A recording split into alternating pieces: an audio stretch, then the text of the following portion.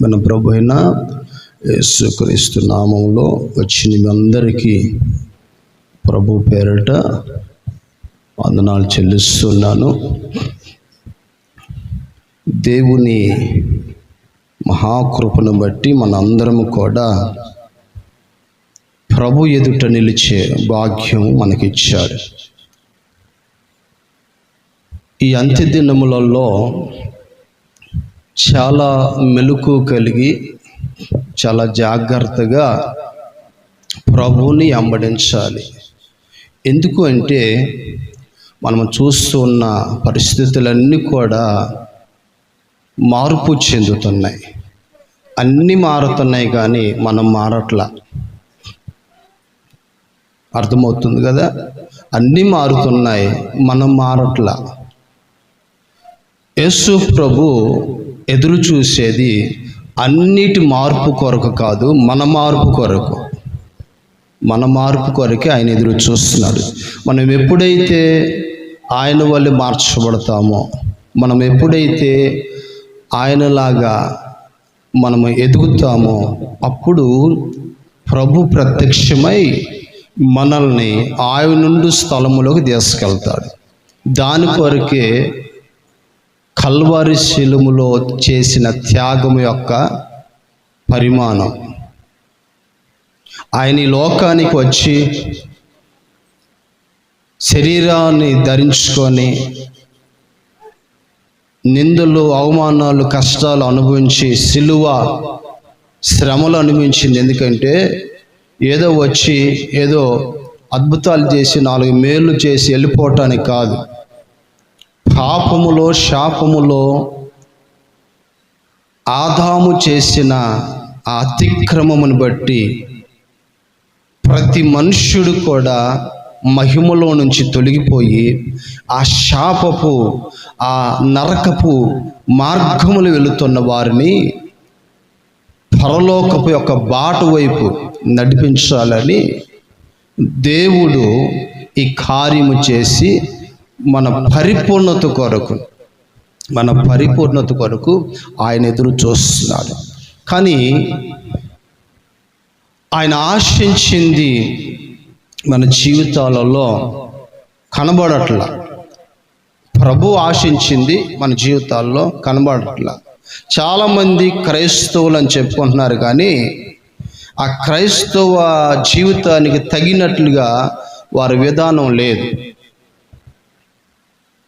క్రైస్తవులని చెప్తున్నా, దేవుని బిడ్డలని చెబుతున్నా, కానీ దేవుని బిడ్డలకు తగిన స్వభావాలు, గుణాలు, మంచి బుద్ధి మన జీవితాలు కనబడట్లా. ఎందుకని? ఇప్పుడు విత్తనము ఒకటైతే చెట్టు ఒకటి కాదు కదా. ఇప్పుడు ఏమైందంటే విత్తనం మంచిదే, కానీ ఆ చెట్టు ఎదిగే విషయంలోకి వచ్చేళ్ళకే ఎక్కడో చేరు, ఎక్కడో కింద ఏరు, చేదైన వేరు మొలిసింది.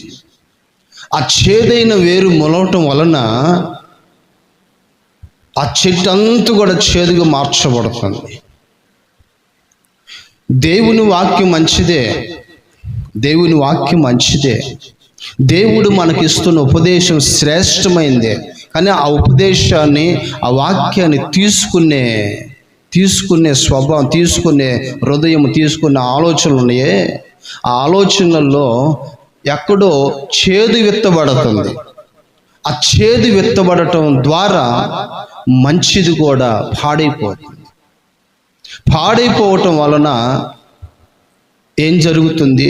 ఒక వ్యక్తి మనస్సు పాడైపోవటం వలన, హృదయం పాడైపోవటం వలన ఏం జరుగుతుందంటే దైవ చిత్తానికి, దైవ క్రమానికి లోబడరు. ఎందుకనంటే వారి మనసులో ఏముంది? లోకం. వారి మనసులో ఏముంది? ద్వేషం. వారి మనసులో ఏముంది? సాతాను యొక్క ఆలోచనలు. మరి ఆ సాతాను యొక్క ఆలోచనలు, సాతాను యొక్క క్రియలో ఉన్న వ్యక్తి దేవుని వాక్యానికి కానీ దేవునికి కానీ దేవుని నడిపింపుకి కానీ లోబడడు, ఎప్పుడూ లోబడడు. మనం పరిశుద్ధ గ్రంథంలో చూస్తే ఇశ్రాయేలు ప్రజలను చూసినప్పుడు మన పితరుడైన అబ్రహాముకి వాగ్దానం చేశాడు దేవుడు. ఏమని చేశాడు అంటే, ఇదిగో నిన్ను ఆశీర్వదించి నీ తరము పోయిన తర్వాత నీ సంతానానికి, నీ వారసత్వానికి, రాబోయే తరానికి నేను ఒక అద్భుతమైన మార్గములో నడిపిస్తాను. ఏంటి అంటే, వారు ఎలుతున్న మార్గాలు ఎలా ఉంటాయి అంటే శ్రేష్టమైన మార్గాలుగా, పాలు తేనెలు ప్రవహించు ఒక అద్భుతమైన దీవెనకరముగా నేను వాళ్ళని ఆశీర్వదిస్తానని దేవుడు వాగ్దానం చేశాడు. దేవుడు ఎప్పుడైతే వాగ్దానం చేశాడో అక్కడ అబ్రహాము విషయంలో వచ్చినప్పుడు దేవుడు మాట్లాడుతూ ఉండగానే సడన్గా అబ్రహాంకి ఏమైందో తెలియదు, గాఢ నిద్ర వచ్చేసింది. దేవుని సన్నిధిలో నిద్రపోయాడు. నిద్రపోవటం వలన అక్కడ కలిగిన నష్టం ఏంటంటే, నిన్ను ఆశీర్వదిస్తాను, నీ సంతతిని దీవిస్తానన్న దేవుడు వెంటనే మరొక మాట మాట్లాడుతున్నాడు. నీ సంతతి తమ దేశము కాని దేశములో, పొరుగు దేశములో 40 సంవత్సరాలు కఠినమైన శ్రమలు అనుభవిస్తారు. చీకటి రాజ్యములో వారు భయంకరమైన శ్రమలు ఇనుప కొలిమి కింద నలగొట్టబడినట్లుగా నేను ఐగుప్తు యొక్క దాస్యపు కింద నీ ప్రజల్ని తీసుకెళ్తాను. ఆ తర్వాత 40 సంవత్సరాలు అయిన తర్వాత నేనే ఫరోకి తీర్పు తెరిచి నా ప్రజలని బయటికి రప్పించుకుంటా. దేవుడు చెప్పిన ప్రతి మాట నెరవేరుతూ వస్తుంది. నేను అంటున్నాను, భూమి ఆకాశములు గతించిన ఈ దైవ గ్రంథములో చెప్పబడిన ప్రతి మాట కూడా అది నెరవేరకుండా ఉండదు. స్తోత్రం చెప్పండి. నెరవేరకుండా ఉండదు. నువ్వు అనుకోవచ్చు, దేవుడు నాకు ఇచ్చింది ఏది కూడా ఇప్పుడు కూడా నెరవేరలేదు, జరగలేదు కదా. అది నీ అవిశ్వాసమును బట్టో, నీ భక్తిని బట్టో, లేక నువ్వు చేసిన తప్పిదములు బట్టో వాగ్దానం నెరవేరకపోతే అది దేవుని మీద తప్పేం కాదు. దేవుని మీద నిందేయొద్దు. ఆయన ఎప్పుడు మాట తప్పని దేవుడు. మాట ఇచ్చినట్లుగా ఇజ్రాయేల్ ప్రజలు కన్నీరు కారుస్తున్నారు, నలిగిపోతున్నప్పుడు దేవుడట వారి మధ్యలోకి దిగొచ్చి వారిని కన్నీటిలో నుంచి, భయంకరమైన వ్యాధులలోంచి, చూడండి వాళ్ళ జీవితం ఎలాంటిదంటే స్వేచ్ఛగా లేదు. మనమంటే ఇప్పుడు స్వేచ్ఛగా ఎవరు బంధించకుండా, ఎవరు ఆటంకపరచకుండా మనం ఎంతగా ప్రభుని ప్రేమించాలంటే ప్రేమించవచ్చు. మనం ఎన్ని గంటలు ప్రభు సన్నిధిలో గడపాలంటే గడపవచ్చు. మనం ప్రభు కొరకు ఏది చేయాలని చేయొచ్చు. ఆ స్వేచ్ఛ దేవుడు మనకి ఇచ్చాడు. కానీ ఇజ్రాయేల్ ప్రజలకు లేదు. ఇప్పుడు చూడండి, ఇజ్రాయేల్ ప్రజలకంట చేతులకి కాళ్ళకి ఇనప సంఖ్యల్లో వింటున్నారా? చేతులకి కాళ్ళకి ఇనప సంఖ్యల్లో పరిగెత్తలేరు, కూర్చోలేరు. ఆ ఇనప సంఖ్యలతోనే మరలా వీపు మీద భయంకరమైన బరువులు మోపేవారు. అలా నలిగిపోతున్న వారి జీవితంలో ఆ బాధల కంటూ వారు కన్నీరు కార్చారంట, రోదించారంట, విలపించారంట. వారి కన్నీళ్ళు యేసయ్య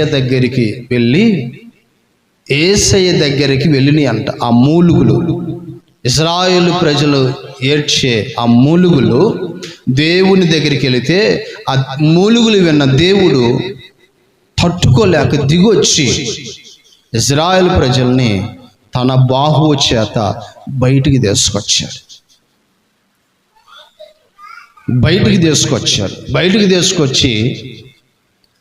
అక్కడ మనకి పరిశుద్ధ గ్రంథమును చక్కగా మనము గుర్తించి చక్కగా చదువుకుంటూ వెళితే వాళ్ళంట అరణ్యానికి తీసుకొచ్చారంట. ఎక్కడికి తీసుకొచ్చారు చెప్పండి? ఎక్కడి నుంచి? ఐగుప్తులో నుంచి అరణ్యంలోనికి తీసుకొచ్చారు. ఐగుప్తు అంటే ఏంటి? లోకంలో నుంచి ఇప్పుడు మనల్ని ఎక్కడికి తీసుకొచ్చారంటే అరణ్యం అంటే ఒంటరితనం. అరణ్యం అంటే ఒంటరితనం, ఒంటరి జీవితం, శ్రమలు కాదు, ఒంటరి జీవితం. ఎందుకు ఒంటరి జీవితం అంటే ఇదిగో ఆ అరణ్యములో మనతో దేవుడు ప్రేమగా మాట్లాడటానికి. స్తోత్రం చెప్పండి. ఎట్లా మాట్లాడతానికంట? ఇన్ని సంవత్సరాలు ఏడ్చావు కదా బిడ్డ, ఇన్ని సంవత్సరాలు బాధపడ్డావు కదా, ఇన్ని సంవత్సరాలు కన్నీరు కార్చావు కదా, ఇదిగో ఆ ఇనపు సంఖ్యలు నిన్ను బాధించినప్పుడు ఈ శరీరం అంతా పచ్చి పుండైపోయింది కదా, గాయాలు పాలైపోయావు కదా, హృదయము గాయమే, మనసు గాయమే, దేహము గాయమే. ఈ గాయాలన్నీ నేను అరణ్యములో తీసుకెళ్ళి గాయాలన్నీ నేను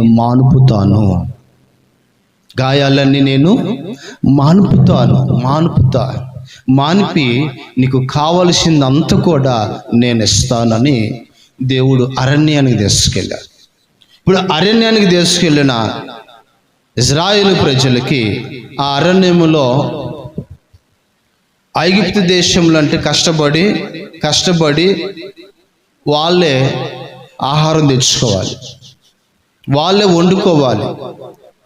కానీ అరణ్యములో వాళ్ళు వండుకునే పని లేదు, కష్టపడే పని లేదు. పొయ్యి పెట్టి చాకిరి చేసే అవసరం లేదు. ఎందుకని అంటే దేవుడే అంతమందికి ఆకాశము నుండి దేవదూతలు తినే శ్రేష్టమైన మన్నా కురిపించి వారిని పోషించాడు. స్తోత్రం చెప్పండి. మరి హల్లెలూయా. ఇంత ప్రేమ చూపాడు కదా, ఎంత ఆదరించాడు కదా దేవుడు, ఎంత జాలి పడ్డాడు కదా. ఇప్పుడు ఇశ్రాయేలు ప్రజలు ఏం చేయాలి?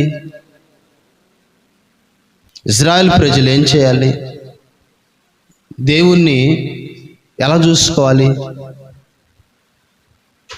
మీరైతే ఎట్లా చూసుకుంటారు? మీరైతే ఎలా చూసుకుంటారు దేవుణ్ణి? ఇశ్రాయేలు ప్రజల్ని అంత మేలు చేస్తే వారు దేవుణ్ణి ప్రాణం కంటే ఎక్కువ చూసుకోవాలి. స్తోత్రం చెప్పండి. హల్లెలూయా. ప్రాణము కంటే ఎక్కువ చూసుకోవాలి, కళ్ళలు పెట్టుకుని చూసుకోవాలి. ప్రతి క్షణము దేవునికి భయపడుతూ ఒలుగుతూ ఆయన స్వరం వినటానికి. చూడండి, ఆ అరణ్యములో దేవుడు మాట్లాడుతుంటే ఆ మేఘము ఎండ దెబ్బ తగలకుండా, రాత్రి వెన్నెల దెబ్బ తగలకుండా ఎంత చల్లటి వాతావరణం, ఎంత క్షేమం ఇచ్చినా ఆ ప్రజలంట దేవునిని అర్థం చేసుకోకుండా దేవుణ్ణి విసిగించారంట. దేవుణ్ణి ఏం చేశారు? విసిగించారు. విసిగించటం వలన దేవుని హృదయం బాధపడిపోయింది. చూడండి, హెబ్రీలకు రాసిన పత్రిక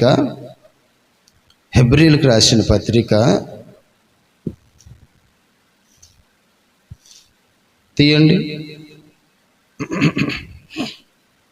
3వ అధ్యాయము 8వ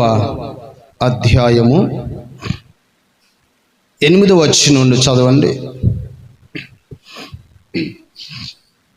హెబ్రీలకు రాసిన పత్రిక 3వ అధ్యాయము 8వ వచనం.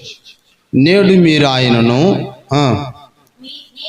నేడు మీరు ఆయన శబ్దము వినిన ఎడల అరణ్యములో శోధన దినమందు కోపము పుట్టించినప్పుడు వల్లే మీ హృదయములను కఠినపరుచుకొనకుడి.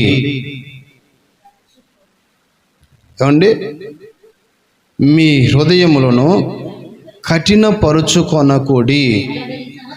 40 సంవత్సరాలు నా కార్యములు చూసి మీ పితరులు నన్ను పరీక్షించి శోధించిరి. కావున నేను ఆ తరము వలన విసికి తిని. చూశారా ఎంత భయంకరమైన విషయం అది.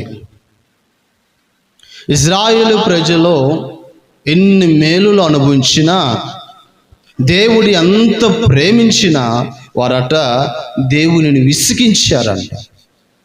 మాట వినకుండా. ఏమనకుండా? మాట వినకుండా. అప్పుడప్పుడే ఆకలి అంటారు, తర్వాత వచ్చేసి మాకు ఆకలి లేదంటారు. అప్పుడప్పుడే మాకు అది కావాలంటారు, తర్వాత వచ్చేసి నువ్వు చేయలేవా? చేయలేనప్పుడు మమ్మల్ని ఈ అరణ్యంలోకి ఎందుకు తీసుకొచ్చావు? చంపడానికి తీసుకొచ్చావా?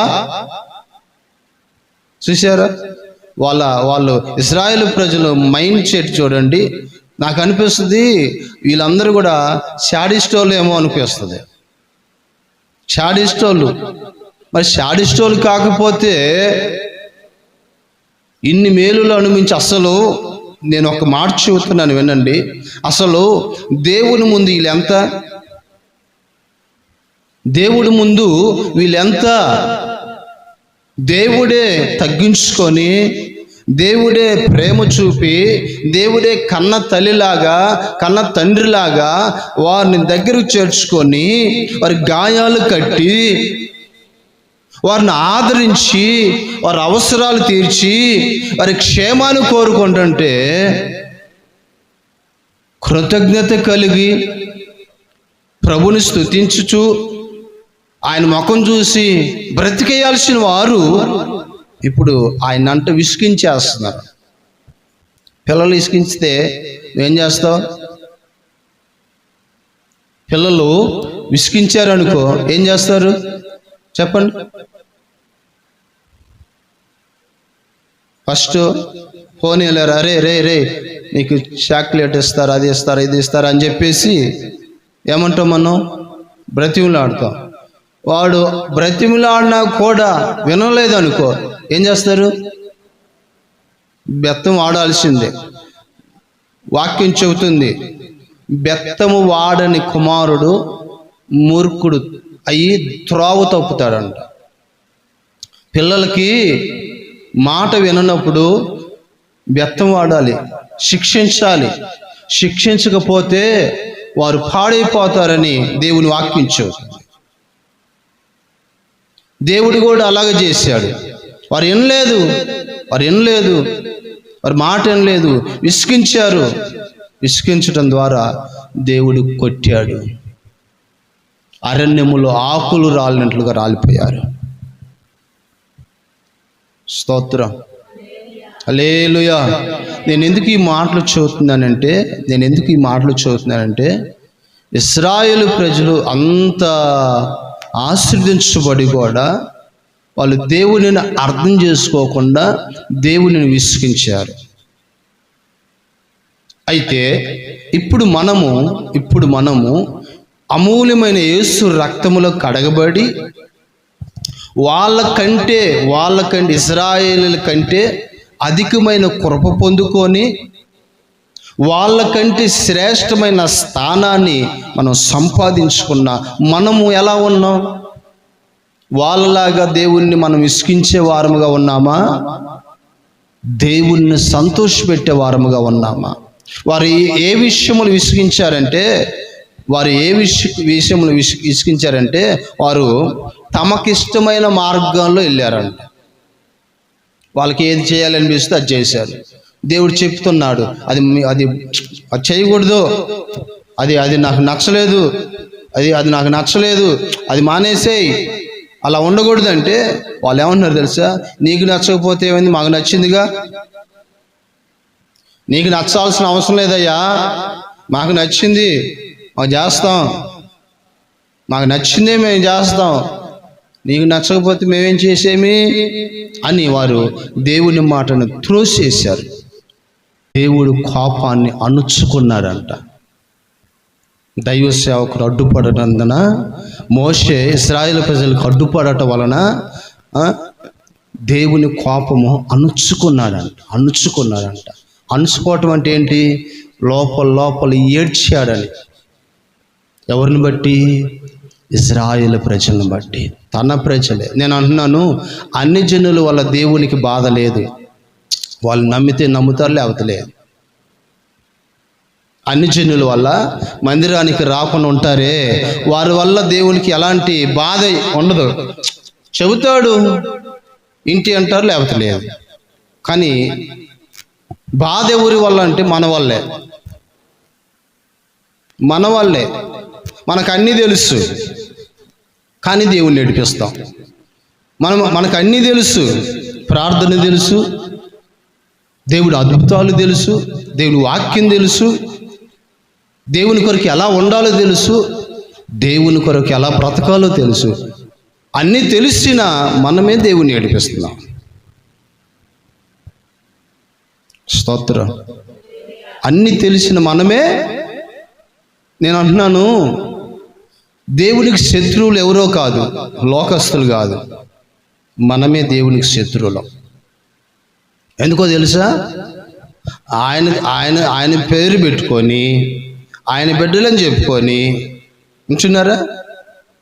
ఆయన ఇచ్చే ఆశీర్వాదాలు అనుభవిస్తూ ఇప్పుడు ఎవరికి శత్రువులు ఉన్నావు? ఎవరి మీద తిరగబడుతున్నావు? దేవుని మీదే. మాకు ఇవ్వలేదు, మాకు ఇంకా చాలలేదు, మమ్మల్ని ఇంకా దీవించలేదు, మా ఆకలి తీరట్లేదు, మేము ఆశపడింది మాకు దక్కట్లేదు. విసిగించి దేవుని ఎంతగానో ఏడిపిస్తున్నారో ఇశ్రాయేలు ప్రజలు.